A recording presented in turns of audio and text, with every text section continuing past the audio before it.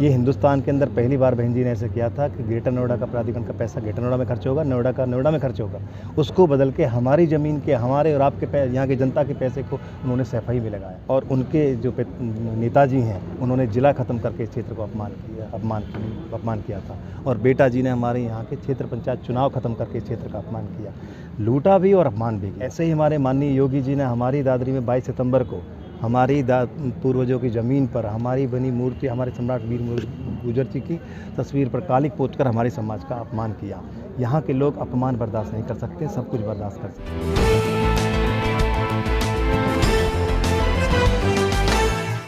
मणिपुर जी, आज आप नामांकन करने आए हैं, आपके क्या मुद्दे हैं जिनके आधार पर आप चुनाव? देखिए, मुद्दे ही मुद्दे हैं। माननीय बहन जी ने हमारे ज़िले को जिस तरह से विकास किया और ज़िला बना के देश ही नहीं दुनिया में हमें एक पहचान दी।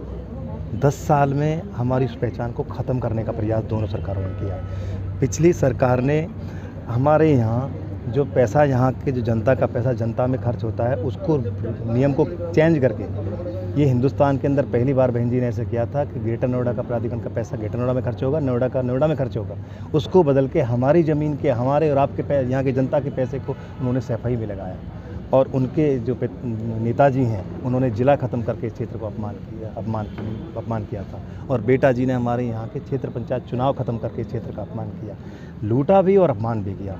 ऐसे ही हमारे माननीय योगी जी ने हमारी दादरी में 22 सितंबर को हमारी पूर्वजों की ज़मीन पर हमारी बनी मूर्ति, हमारे सम्राट वीर गुर्जर जी की तस्वीर पर कालिक पोतकर हमारे समाज का अपमान किया।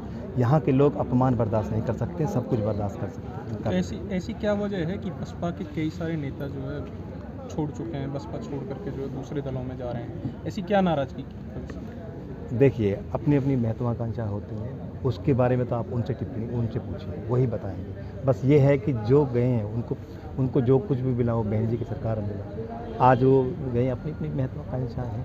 और जो ये भाजपा और सपा वाले जितनी ताकत विपक्षी नेता एक दूसरे के नेताओं को खुश करने में लगा रहे हैं, अगर उतनी से आधी ताकत भी जनता को खुश करने में लगाते तो इस जनता का भला होता, नेता का भला नहीं होता। वो नेता को भला करने में लगे हुए, जनता का भला करने में नहीं लगे। युवाओं को लेके आपकी क्या स्ट्रेटजी? देखिए, युवाओं के लिए ही चुनाव लड़ा जा रहा है, किसानों के लिए चुनाव लड़ा जा रहा है, यहाँ के मजदूरों के लिए चुनाव लड़ा जा रहा है। विधायक बनना नहीं है। 10 तारीख हमारे विधायक बनने का एजेंडा नहीं है। 10 तारीख हमारा ये तय करेगी कि जो माननीय बहन जी ने जो यहाँ विकास किया था, जो हमें एक सम्मान दिया था, वो वापस लाना है। उसके लिए नौजवान तैयार है, उसके लिए किसान तैयार है, उसके लिए मजदूर तैयार है।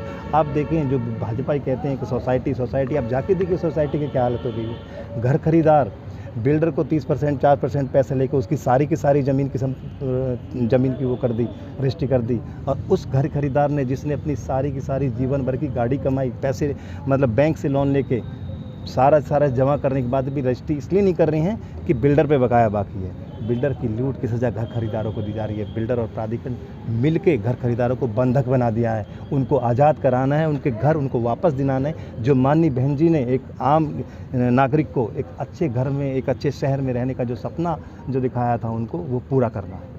नहीं, बायर्स को लेके जो आप जो कह रहे हैं जी, बायर्स के लिए आप क्या करेंगे जिनकी रजिस्ट्री नहीं हो रही है? अगर आपकी सरकार आती है या आप विधायक बनते हैं तो आप क्या करेंगे? क्या देखिए, ऐसा नहीं हो सकता कि हम विधानसभा में पहुँचें और घर खरीदारों को उनके नाम पर रजिस्ट्री ना हो। उनके सबसे पहले वो जो अपना पैसा जमा कर चुके हैं, उसकी रजिस्ट्री, उसको मालिकाना हक मिलेगा, उनको वापस होगा। जो बिल्डर ने बिचौलियागिरी बना रखी है मेंटेनेंस पे, वो ख़त्म होगी। वो पूरी तरह से मालिक हैं, मालिक रहेंगे। इस बात के लिए हम जो है सब काम करेंगे उनके लिए। ठीक है। इस वीडियो में कही गई सभी बातें वक्ता की अपनी राय है, जिसकी पुष्टि हम या हमारा चैनल नेशन टाइम नहीं करता।